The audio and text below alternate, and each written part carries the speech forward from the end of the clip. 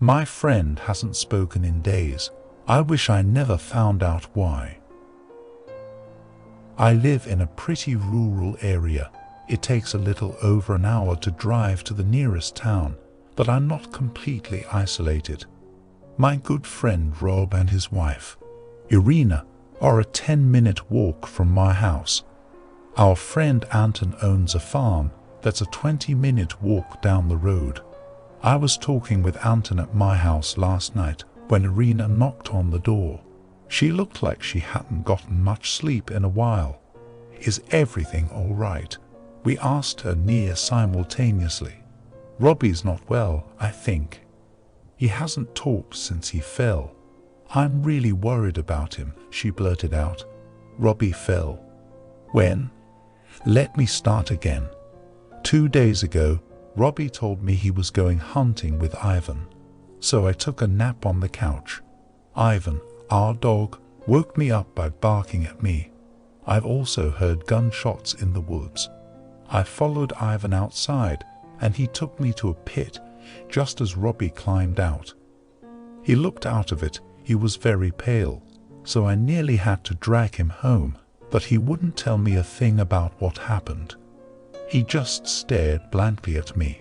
And he hasn't talked since, Anton asked. No, he hasn't even eaten around me.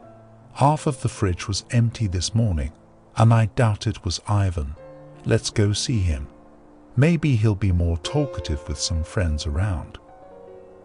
So we walked to his house and he was sitting at the table, exactly as Irina had described, staring blankly ahead, pale as a ghost.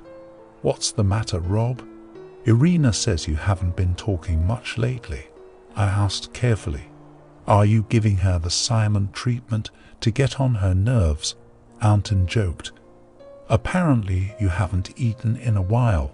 Now that'd be a first. Anton laughed and slapped Rob on the back, when suddenly Rob leaned forward and started to retch. Oh, crap. You all right there, Rob? Rob hacked out a large red bug onto the kitchen table.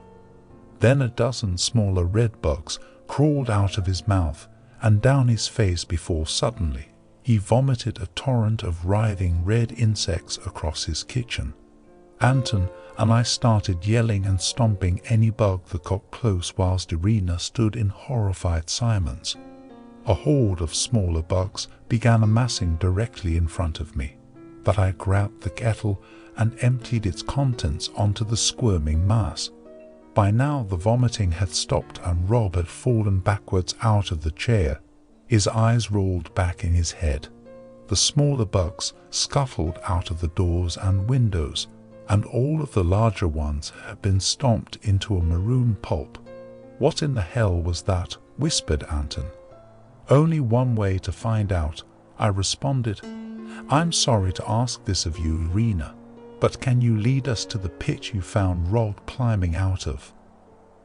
Once we got there, I shone a flashlight in and saw a few animal bones. After a few minutes, a sickly-looking rabbit with patches of fur missing hopped towards the pit. As soon as it fell in, more of those red bugs swarmed out of its mouth and deeper into the cave. Irina flinched at the sight of this. Irina, go home and call someone to tell them that Rob is dead. Anton and I will deal with this. Anton and I went to his house and gathered what we needed, gasoline, and a lot of it. Once we returned, we drenched the bottom of the pit with it and threw a match in. It lit up immediately, and it was hugely cathartic to see those bugs go up in flames after what happened to poor Rob. Anton managed to craft some kind of improvised explosive and sealed off the pit afterwards. We drove to town after that. Anton is trying to explain that Rob died in some sort of hunting accident while I dropped Irina at her sister's house in town. The poor woman, having that happen to her husband. She must be traumatized. She hasn't spoken since last night.